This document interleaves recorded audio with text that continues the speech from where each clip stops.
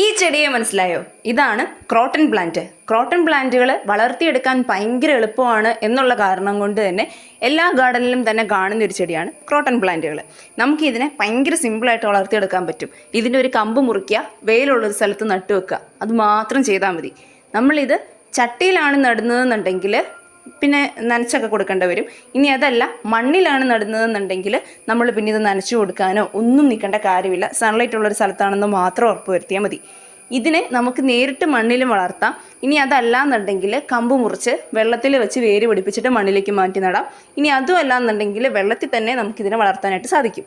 ഇത് നമ്മൾ വെയിലുള്ള സ്ഥലത്ത് വെക്കുകയാണെന്നുണ്ടെങ്കിൽ ഇലകൾക്കൊക്കെ നല്ല തിളക്കം ഉണ്ടായിരിക്കും, നല്ല കളറും ഉണ്ടാവും. അതേസമയം നമ്മൾ വെയിൽ കുറവുള്ള സ്ഥലത്താണ് നടുന്നതെന്നുണ്ടെങ്കിൽ ഇലകളിൽ പച്ച കളറായിരിക്കും കുറച്ചും കൂടെ കൂടുതലായിട്ട് കാണാറുള്ളത്. ഇനി നമ്മളിതിനെ കട്ട് ചെയ്ത് നിർത്തുകയാണെന്നുണ്ടെങ്കിൽ ഇതിൻ്റെ ഭംഗി കൂടും. കാരണം ഇത് നല്ല തിക്കായിട്ട് വളർന്നു വരും.